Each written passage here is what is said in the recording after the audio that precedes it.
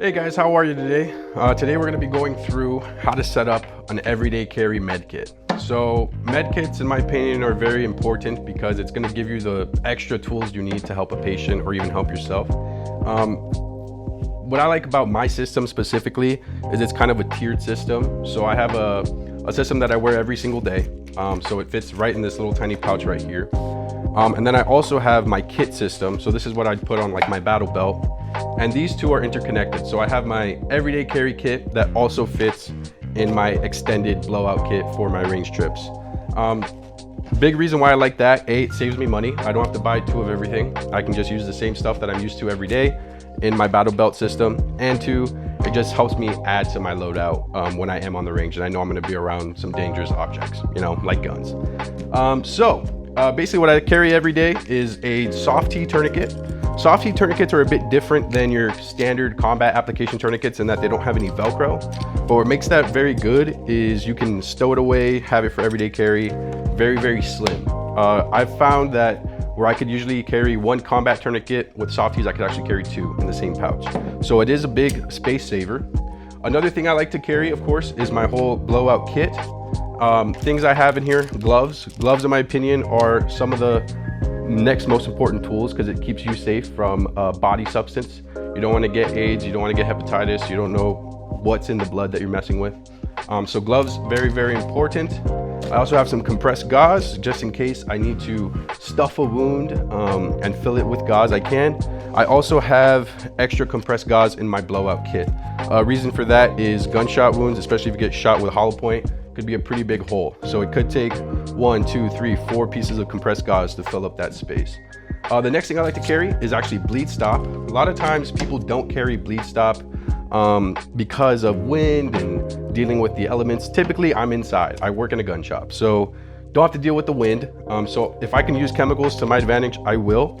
Bleed stop is also really cost effective against, say, like combat gauze.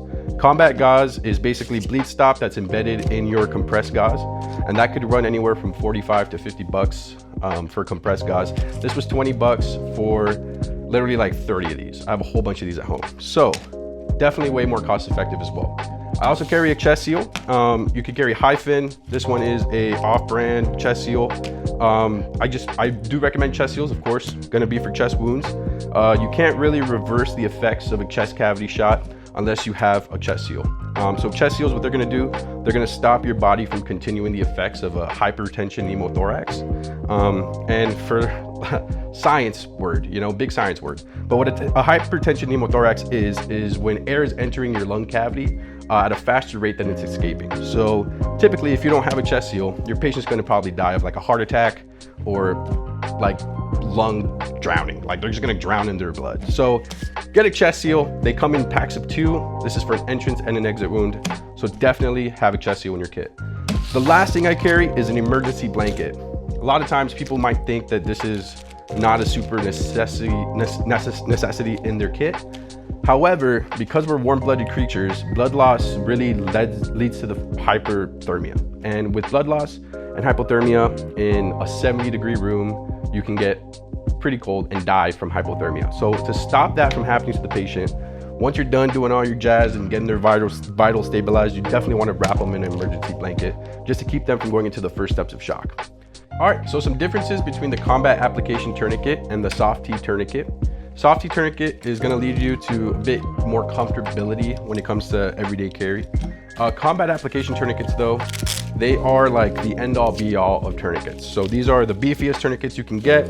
They're called combat application tourniquets for a reason. They use them in combat.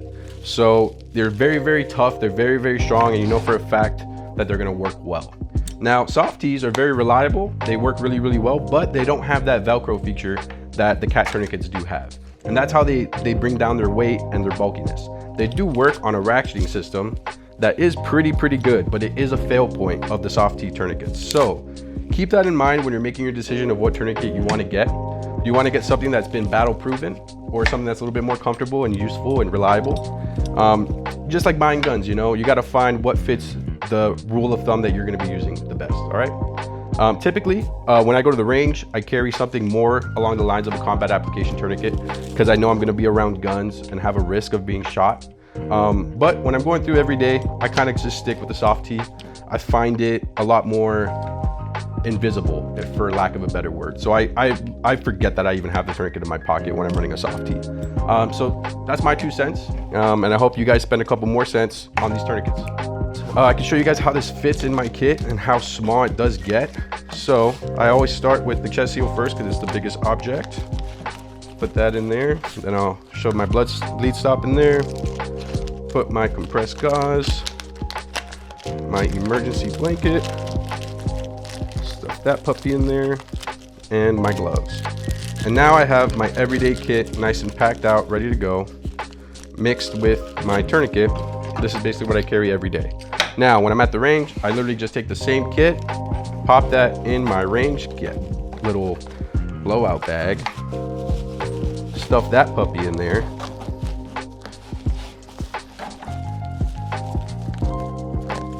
just like this.